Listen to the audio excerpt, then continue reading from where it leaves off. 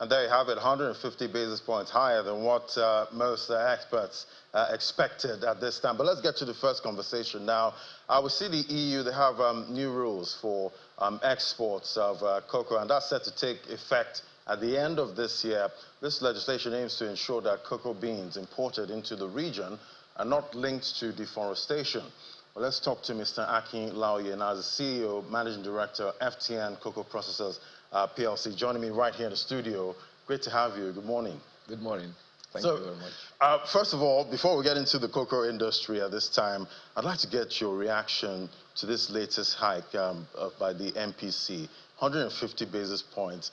Some analysts were expecting a kind of hawkish, dovish tone, you know, from the CBN at this time, but it's full-on hawkish at this point. So talk to me about how you're seeing the way the new leadership of the CBN is handling taming inflation at this time. Well, let me say clearly that the CBN governor does not have a choice in this. They've been improving things. We can see that his hands are on the buttons, and he doesn't really have a choice, but it's not really auguring well for those of us in the manufacturing sector. And indeed, he's also having some kind of transfer inflation to the citizens. So, but to be honest, they will continue to do this kind of balancing act to find a way around it, but it's tough. Yeah, quite a tough job, and definitely from where I'm sitting, I don't think I want to wear that hat at this point, as the hat of the CBN government, because well, looking at the situation on ground right now, it's a tough one. And we'd like to see more, I guess, from the fiscal side of things, because we're seeing all the action, you know, coming from the monetary side. Yeah. Well, again, too, I believe that they're working on those things. The truth is, the economy has been in a bad shape.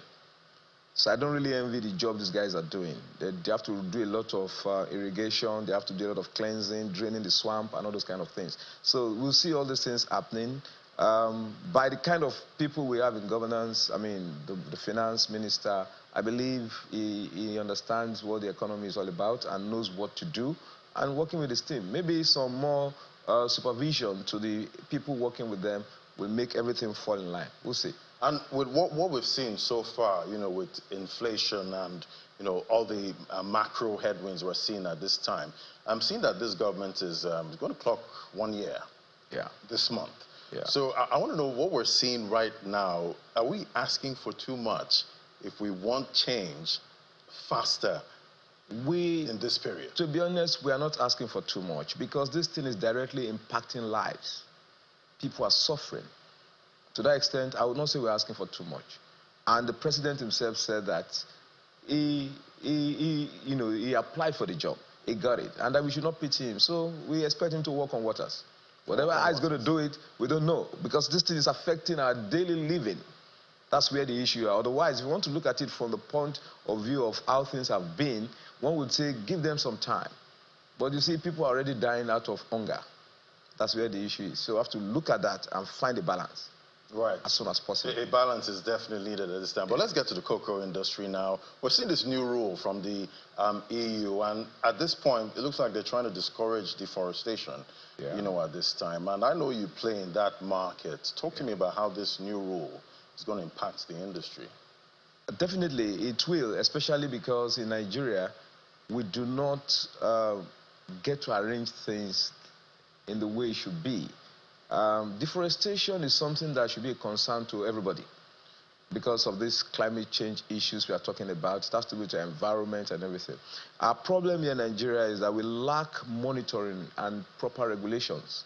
So what they are saying is, okay, as far as I'm concerned, let's regulate the way our forests are managed. People do reckless deforestation without regards to climate change, without regards to what's going on in society. That's not how it should be. And I think government should monitor the reserves, monitor the way the environment works. Everything in Nigeria is why we are having issues. We start agitating. I mean, other countries are already aligning. People are already having regulations around how farms are managed. People manage, look at Nigeria. People just go into the bush, pull the trees down, use it to make charcoal and export. Everybody's doing whatever they like. That's not right. For me, it's good if we can follow it, and then let's see what we can do to make sure that the farms I mean, the forests are preserved. Then we organize the way we arrange our farms. It doesn't affect cocoa alone. It affects coffee. It affects even cattle rearing and all those kind of things.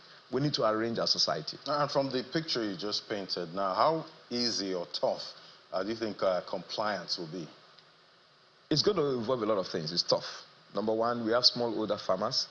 There are a lot of things you need to put into place so that you can confirm that you are not bringing your product from a deforest zone, right? There's need for some kind of GSP coordination and all those kind of things. So it will cost some money. When you look at the farmers, they're like peasants. They are not, the incentive to do those stuff is not there for them. So some kind of support, some kind of farmer education, and maybe others' education can help in this place. It's going to be some major one. Even for people like us who end up using the product, we are beginning to see customers asking for the EU DRO certification. That means we also have to pay attention to what our farmers are doing. That's an extra cost on top of the headwinds we are facing. You know, infrastructure gaps, high cost of money. This is choking. And talking about high cost of money, it's gotten even higher. Higher, and you don't even know what it will be in the next month, just because government is trying to arrest the situation in the economy. So it's tough. It's really a tough situation now. Looking at the industry, definitely, and how much revenue Nigeria gets from cocoa. What would you say needs to be done at this time to rev up that revenue? Because at the end of the day, we're trying to diversify the economy, move away from oil, and all of that. So how much can cocoa bring to the table at this point? Cocoa has a lot to bring. And I've said it in several forums to government.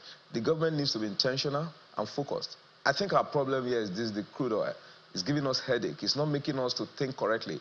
I mean, 22 states in Nigeria can grow cocoa. I don't see any reason why, in a time where we have massive unemployment, why government will not make sure attention is paid to that, make sure the land is available, encourage guys who will go into cocoa farming. You have young people who can go there. Look at the price of cocoa today. It got to a massive price that people now see it as serious gold. Okay, so if we had increased our farms, the output will have increased, and that means more money for Nigeria. Right, and definitely talking about more money, we see the Agric minister there saying that Nigeria's cocoa export accounted for about 29% of the total Agric export for 2023. So is that a number we're impressed with? 29%? I'm not impressed, and I'm surprised he's talking that way. Whatever number you're saying here is because of the spike in cocoa price. It has nothing to do with output. I think the concern should be the output. What exactly are we doing? So giving that number to me is just escapist. You're just trying to grandstand and it's not giving a true picture of what things are. And I think those in government should understand the nuances in these sectors, in the economy. Otherwise, we'll be going in a circus. And we keep talking about adding value to our exports at this time. Have we seen any improvement, so far when it comes to adding value to a product like cocoa? The value addition is the most critical point, pressure point. Incidentally, that's what I do. And I don't see government giving the kind of support that sector requires. Investment in a typical cocoa processing plant is very high. Like I speak to you today, the average investment for a 20,000 tons capacity factory is $20 million before the working capital. That's a lot of money. So you see, we can't develop that space without without some kind of support. We're not asking government to give gift of money. What we just want is some kind of enabling environment, that will make policies suitable for the people in that industry. And these are verifiable things. So I think government needs to sit down, engage the people in the sector, and see how we can get a roadmap to where we are headed. Right. Because value addition is what can help us.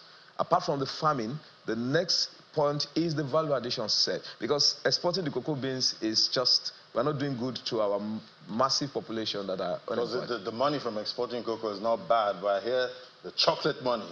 That's where the money is. That's right. Exactly. Thank you so much. It was great having your perspective. Thank you. Today, Mr. Akin Ilayo is the CEO MD of FTN Cocoa Processors. Thank you for coming on. Thank you for having me.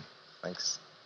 All right, we'll take a quick break now. When we come back, we'll take the conversation further, find out where venture capitalist money is going in a high interest environment. That's in a moment. Just stay with us.